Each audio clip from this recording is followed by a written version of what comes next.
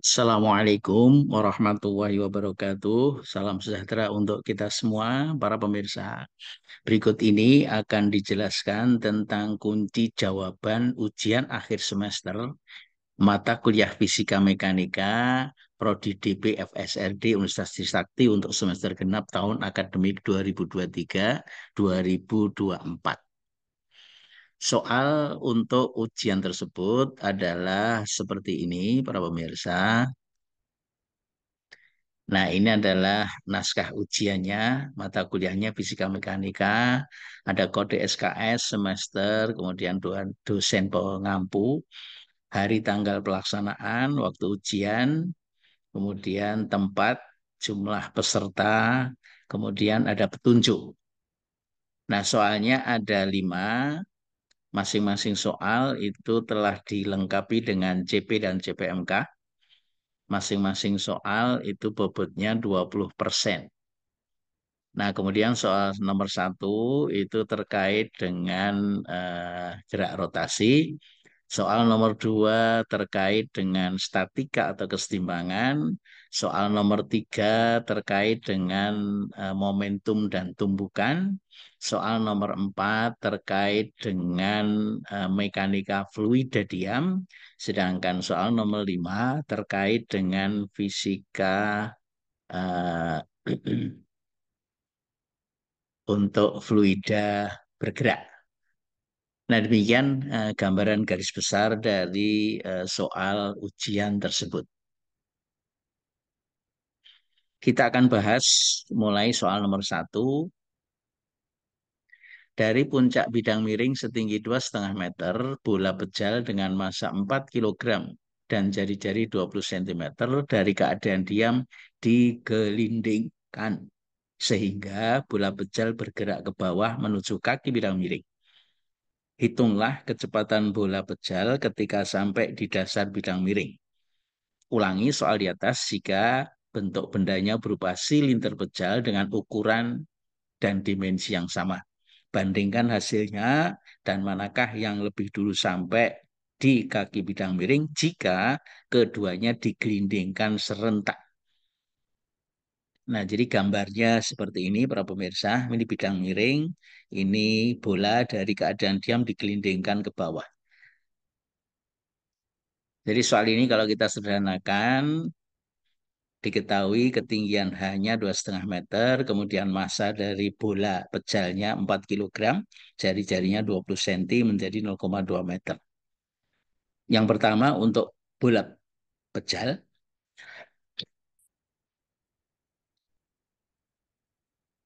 saat bola digelindingkan dari puncak bidang miring, maka berlaku hukum kekekalan energi mekanik. Jadi energi mekanik di puncak sama dengan energi mekanik ketika di dasar. Energi mekanik di puncak berupa energi potensial karena energi kinetiknya nol, sedangkan energi potensial ketika di dasar sama dengan nol.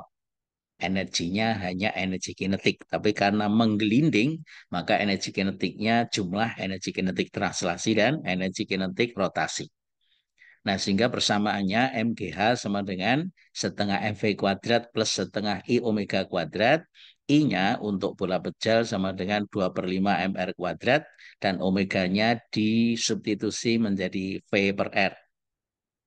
Nah, kalau persamaan ini kita substitusikan, maka akan diperoleh MGH sama dengan setengah MV kuadrat plus setengah I-nya 2 per 5 MR kuadrat. Kemudian omeganya diganti dengan V per R dikuadratkan.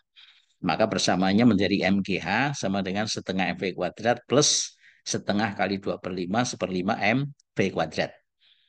Nah, jadi massa dari bola pejal tidak berubah, jadi bisa diringkas menjadi ini jumlahkan MGH sama dengan setengah plus 1/5 7 per 10 MV kuadrat. Kemudian massanya diringkas menjadi GH sama dengan 7 per 10 V kuadrat. Maka V kuadrat sama dengan 10 per 7 GH. Kalau nilai-nilai kita masukkan, maka V kuadrat sama dengan 10 per 7, G-nya 10, gravitasi, kemudian hanya 2,5 meter. Kalau kita hitung, maka akan diperoleh 35,71 meter per second dikuadratkan. Nah, sehingga V kecepatan ketika sampai di dasar akar dari nilai itu ketemunya 5,98 meter per second. Jadi kecepatan linear untuk bola pejal, maaf ini bola ya maksudnya saat sampai pada kaki bidang miring itu adalah 5,98 meter per second. Nah, kemudian yang kedua, kalau bentuknya berupa silinder pejal, maka persamaannya sama para pemirsa, bedanya hanya di momen inersianya saja. I-nya sama dengan setengah MR kuadrat. Nah, kemudian kalau kita masukkan nilai-nilainya ke dalam persamaan yang sama, itu akan diperoleh kecepatan akhir ketika sampai di kaki bidang miring untuk silinder pejal sebesar 5,77 meter per second. Nah, jadi kecepatan linier untuk benda yang bentuknya silinder pejal saat sampai pada kaki bidang miring itu sebesar V 5,77 meter per second. Jadi kesimpulannya, para pemirsa, yang pertama bahwa kecepatan bola pejal lebih besar daripada kecepatan silinder pejal. Berarti kalau diluncurkan serentak dari pusat bidang miring, maka bola akan lebih cepat sampai di kaki bidang miring. Nah, sedangkan kecepatan benda saat sampai di dasar bidang miring tidak tergantung massa jari-jari serta sudut kemiringan dari bidang. Itulah kesimpulan dari soal nomor 1. Kita akan masuk ke soal nomor 2, para pemirsa. Pedagang menimbang terigu di dalam kantong plastik dengan massa 10 kilogram dengan timbangan pasar yang memiliki beban pemberat tetap atau lengan berjarak 20 cm dari titik tumpuan penggantung. Sedang posisi beban 5 cm dari titik tumpu.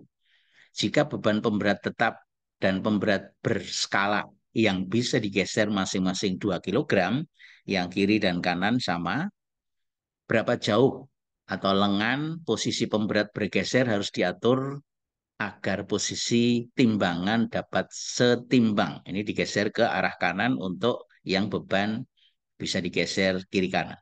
Selanjutnya hitung pula gaya reaksi yang dialami oleh titik gantung atau titik tumpu timbangan pasar tersebut. Jadi gambarnya seperti ini.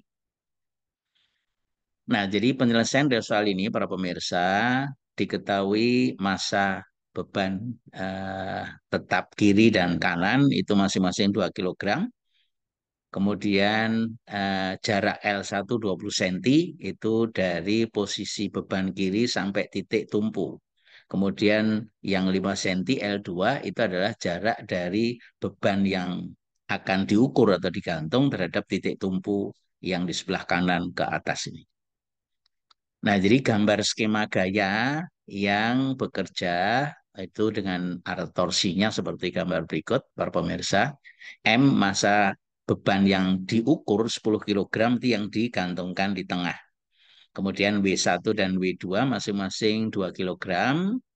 Kemudian jarak lengan antara W1 terhadap titik tumpu R itu sama dengan 20 cm, sementara beban yang digantung untuk diukur terhadap titik tumpu L2 5 cm.